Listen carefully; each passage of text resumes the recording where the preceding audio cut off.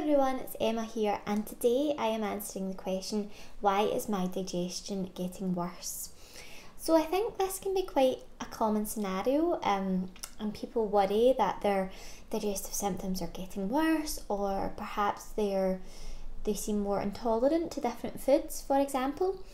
So I'm just going to run through some of the processes, some of the underlying processes that might be going on, which means that your symptoms are worse, or you feel you're more reactive to foods, different foods, for example. So first point, something that might be happening is your stomach acid levels are going down. So quite often people assume they've got too much stomach acid, but from a physiological perspective, it makes much more sense that people will struggle with too little stomach acid. So this happens as we get older and also in times of stress. So two really common scenarios, which means that your stomach secretions become less sufficient. Just as we get older, as with lots of things, the processes become a little less efficient. And in times of stress, your parasympathetic nervous system isn't dominant, and that's what helps to govern your digestive system primarily. So if your sympathetic nervous system is more dominant, that's your fight or flight, your stress responses, then this can hinder your digestion.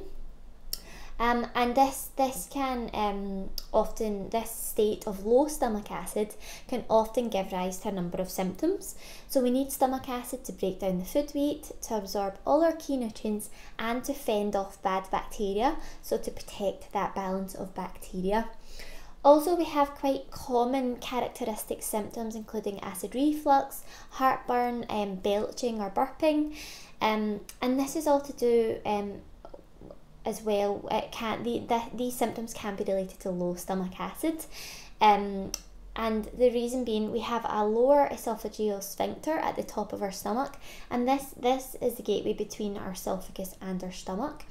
Now this closes when your stomach acid levels rise to a certain point that signals that this should close, because your stomach is quite full, and therefore your stomach wouldn't want those contents to travel up the way. But actually, if your stomach acid levels are too low, then this lower esophageal sphincter may not get that message, may remain open, and this is where the reflux is happening. So regardless really of the levels of stomach acid, one of the other issues is that the stomach acid is getting into the wrong place. Your esophagus is very sensitive and isn't prepared for acid to be there, and that's when it can be very painful. So this functionality of the lower esophageal sphincter can be a factor there, and this is quite often linked with a low stomach acid. And a low zinc status is another factor which is quite often linked as well. We need zinc to produce sufficient hydrochloric acid, the strong stomach acid, and low zinc can also be quite a factor. Zinc is quite often found in fresh foods, and an imbalance in zinc can be signalled by little white flecks on your fingernails, so that's just another tip there. So really, the stomach acid issue is something I love to talk about. It's so important that people understand this. This can be quite often related to those food intolerances, the food sensitivities as well. If you aren't breaking down your food properly into small enough units, which then travel into the small intestine for absorption, if those larger units are travelling through to the small intestine, even the large intestine, your body is not going to identify them and be so happy with them.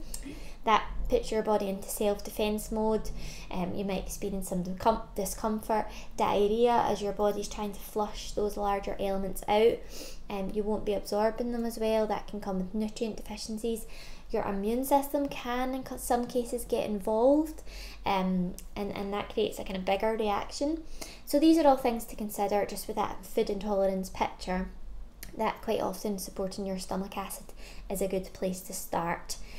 Think about medications. So medications with lower stomach acid further, all your PPIs and things, how long you're on them could be an issue. Sometimes they're helpful in the short term if your esophagus is very inflamed, but longer term, is this causing your symptoms to become worse, driving stomach acid too low, could be linked with nutrient deficiencies, other other areas. So just consider if you are on any medication for the stomach, especially long term, and how this might be playing a part in any symptoms that you're struggling to get under control. Bitter herbs are really supportive of your stomach.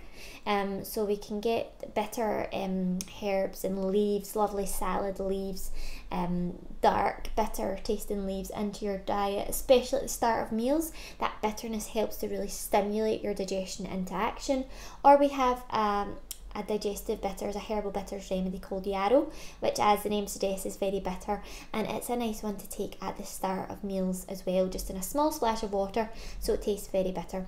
So I can put a link into the description for that as well. Okay, moving on to my next point. Why is your digestion getting worse? Perhaps your eating habits have changed. So it's not just all about what you eat, but also how you eat and how this is affecting your digestion. So I've mentioned stress. Stress is a major one to consider, and that stress could be shutting down your digestive system to some degree. So there's obvious sources of stress, or there's just less obvious sources, but stress for your body in terms of distractions, in terms of your body not being tuned into the eating process. So this can be eating on the go, eating really quickly, rushing your food. Your digestive system isn't getting those nice primes, those nice warnings that food is incoming. So just being generally quite rushed, distracted, and not dedicating time. So this is all about your mindful eating and trying to employ those habits again, which in turn can really help to get your digestion back on track. Chewing your food, at least 20 chews per mouthful, all these little habits as well. I'm going to go on to a few more as well as I go on. I won't say too much just yet. The other next point is that the balance of bacteria throughout your digestion could have changed. So we're hearing a lot more about gut bacteria nowadays, which is nice. But again, for me, I want to try and understand it a bit more and to help everyone out there understand it. One of the best things you can do to support your gut bacteria is to include sources of dietary fibre in your diet, but also a wide variety. So a wide variety of plant-based foods. So fruits, vegetables, whole grains, nuts, seeds, legumes, beans, all these fresh fibre-rich foods. The fibre is going to directly feed your stomach acid. Feed your bacteria. But my next point is back to the stomach acid levels, because if you're not digesting your food properly as much as possible in the stomach, then these larger proportions of food going down will naturally be subject to fermentation, and the bacteria there will feed on these, and it's not a natural food source for them, and that's when perhaps different strains could crop up. So all these kind of processed foods or more inflammatory elements, if they become subject to bacteria, then there could be quite an imbalance achieved there. So it's all about how you're breaking down your food, and also how your food is moving. I'm going to go on next to talk a bit about constipation. So my next point is dehydration, and one of the main issues that dehydration can cause is constipation. So if your food waste is moving quite slowly through the gut, this can majorly upset the balance of bacteria, because all that food waste is there, the bacteria are fermenting it, they're going to feast on whatever is there, and that can create quite a toxic inflammatory environment, and this can become quite a vicious cycle. And that your gut becomes quite inflamed, there's underlying constipation, but actually this can create a whole host of symptoms, and quite often diarrhea can actually be a symptom relating to constipation as well. So if you're aware that your gut is quite inflamed, quite sensitive, quite unhappy, but you've got diarrhea, actually just consider if constipation could have been underlying first, as this state can be quite hard to manage and to recognise in some cases. So sometimes this constipation could be underlying. A few tips there, as I've mentioned, dehydration is number one. So we're looking for at least 2 litres of water at minimum, and really prioritising your water rather than any other drinks. Also drinking at the right times. So If you drink lots of water alongside your meals or any other liquids, you are going to dilute that lovely stomach acid. It's this lovely strong stomach acid which also supports the next steps of your digestion. This stomach acid helps to trigger the release of digestive enzymes, helps to support the production and flow of bile, and bile in particular, along with some of these other digestive enzymes, helps to stimulate peristalsis, and that is the unique movement, muscular contractions through the gut to really get your gut moving. So it's not just how much you drink, but also how you drink your water as well. Dehydration, as I've said, the water is one of the easiest things you can do, and cheapest, and it can make such a big difference as well. But this also links to my final step, which is moving less. So moving a bit less physically, perhaps as we get older, or just in general with our busy lifestyles, could also have some negative impacts on your digestion, for a few reasons. So first of all, just moving more and being more physically active, it gently helps to massage your gut and stimulate that peristalsis. Moving more is actually a stress management technique, so those lovely feel-good endorphins help to counter stress, which is actually going to help to switch on your digestion a bit more.